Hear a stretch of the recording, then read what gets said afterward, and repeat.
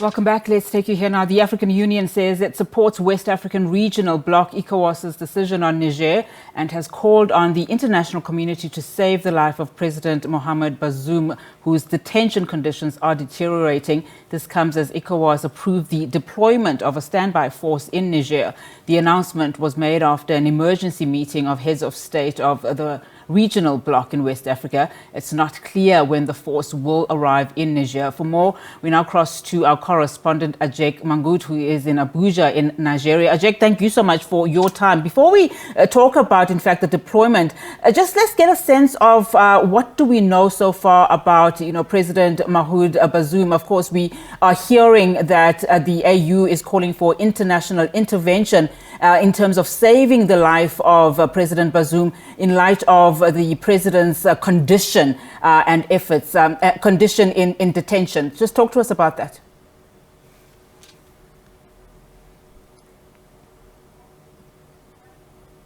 Yes, indeed. We do understand that he's being held in very poor conditions. Reports say that the food supply and even water for President Bazoum and his family is depleting. And the U.S. has even called on the military junta to release President Bazoum. They've also said that they would hold the military junta responsible for his safety. The ECOWAS, after its meeting, has also called on the junta to release President Bazoum. They condemned the condition in which he is being held, but it's not clear exactly what condition or how, the present condition of his health. What we do know is that, or what we do hear is that he's being held in a poor condition, and there are calls from the regional bloc and the international community for him to be released. All right, let's talk about then about the military intervention. I mean, do we know at this stage when that standby military force will be deployed in Niger? I mean, we know that, of course, ECOWAS is saying that this standby force is said to be the last resort.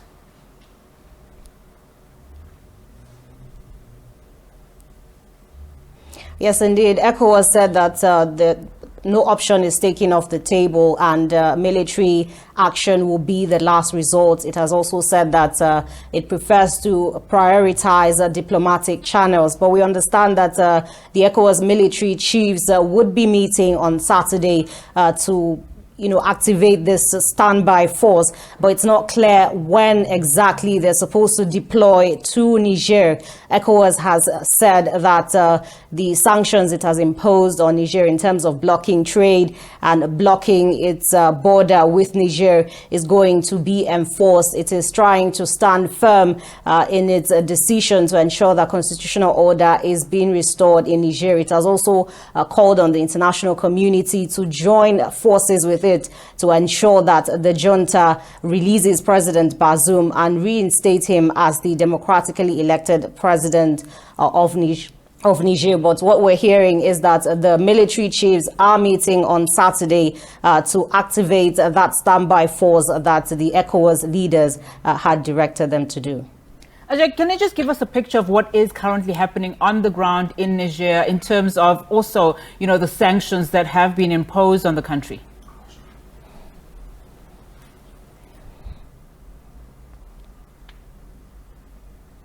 Yes, we do understand that the Nigerians are really feeling the impact of the sanctions that have been imposed, not just by ECOWAS, but also we've seen the European Union and former colonial power France cutting off aid, which the country, really depends on in terms of budget and other developmental projects.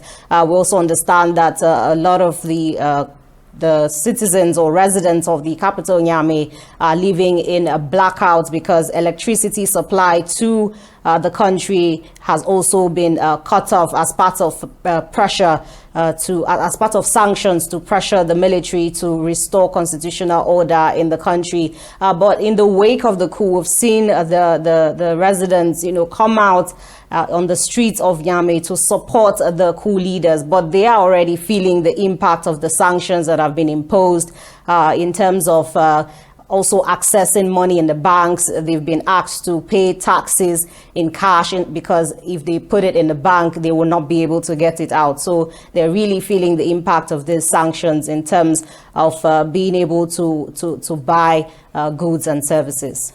Ajik, thank you so much for your time this afternoon. Of course, Ajik Mangut, our correspondent, coming to us live there from Nigeria, monitoring the situation very closely. But let's continue now. The 15-member Economic Community of West African States yesterday said it has resolved to activate its standby force in response to the recent coup in Niger, while underscoring its continued commitment to restore constitutional order in the country through peaceful means. Now, let's get analysis. We're now joined by Professor Hennie Strydom from the University of Johannesburg, international law expert. Prof, thank you so much for your time this afternoon. Now, the heads of state of the ECOWAS had emphasized, that a military deployment is of last resort, as I spoke to our correspondent. How important then is dialogue between all parties in this current situation, just given the complexity of the situation in Niger? Yeah, it's of the utmost importance. I don't have the impression that there's an indication that force will be used by ECOWAS in order to settle the current problems in Niger. I think they are still assessing the position and seeing what is the best way forward, but they might arrive at a point in time where it becomes necessary. And we will have to see how things are unfolding in the next couple of days or a week or more. My perception about the position of President Bazoum, I think he's being held as a bargaining chip at this point in time, and that there might be a trade-off in which he will become involved at one point in time. If the military leaders see that things are getting worse, and that they need an exit out of this problem which they have created themselves. So that may be one of the things that will determine whether ECOWAS decides to move in militarily or not. Just on that point, Prof, of course, we know the AU has now called on the international community to step in as far as President Bazoum is concerned. What do we know then about, the assistance that they might be calling for? Well, they're also trying to intervene diplomatically. I just read today that the military leaders refused entry for several delegations into the capital, including the African Union and the United Nations and the United States. And the delegation wanted to see President Bazoum to verify whether he's okay or not. So it seems to me that the military leaders at this point in time are asserting their power. And they want to call the shots. They want to determine the process of things and how this problem can be solved in one way or another. It is also emphasized by the fact that they are appointing now civilian people in certain key positions. So that tells me that they are preparing to control the government with the new appointments and also to give direction to future developments. And maybe also to restore services to the people, because if things are going to get worse, the sanctions are going to bite, food will dry up, money will dry up, electricity will dry up. They might lose support from the local population, which they have seemingly at this point in time, at least to a certain extent. Now, of course, Prof, this decision by the West African bloc, it's for military intervention has been endorsed by the AU and France. But what is the long-term strategy, just for a peaceful restoration for democracy? If we look at what happened in the surrounding areas in Mali and Burkina Faso, where we also have military coups, what happened initially, there was also sanctions imposed by ECOWAS on these countries. And over time, the sanctions were taken away because what the military leaders did in those countries is they came forward with a plan and with timelines concerning the restoration of democratic and civilian rule. So, and on that basis, ECOWAS decided to end the sanctions campaign in this country, in the two countries I mentioned. So, I think the military leaders in Niger are probably taking a leaf out of the book of these two countries and will probably follow the same route. When they see things are getting tight, they will come up with a future plan to restore civilian rule, which might take many years. And as we've seen with in Mali, for instance, that is an ongoing status quo, that there is no return to civilian rule. And I hope that it will not be the same scenario in the case of Niger, but I think it's possible that we will have the same developments there, because that is what's going on at the moment in that region.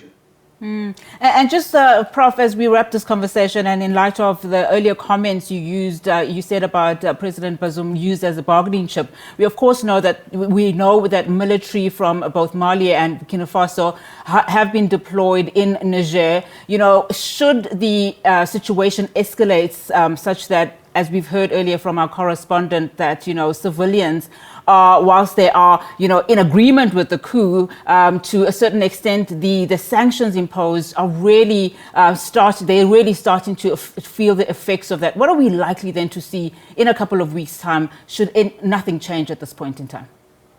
If nothing changes, we might have more tension inside the country and things might get out of hand. And I think that's why we have the neighboring countries to providing some kind of assistance to see, or to be there when things go really wrong. And I also think the surrounding countries, you must understand that they are sort of fighting on different fronts at this point in time. ISIS is there, okay? They have terrorist groups in the region crossing borders. And so the military power that Mali and the other countries may have is involved in sort of combating different areas and different groups. So they don't want to see things getting totally out of hand, and then they will have to step in and try and solve the problem, which may be very difficult for them in the current circumstances. And if things go the same way in Niger, that whole region might have a serious problem on its hands. Exactly. Prof, thank you so much for your time this afternoon. Really do appreciate it. Professor Hennie Strydom, University of Johannesburg, international law expert there.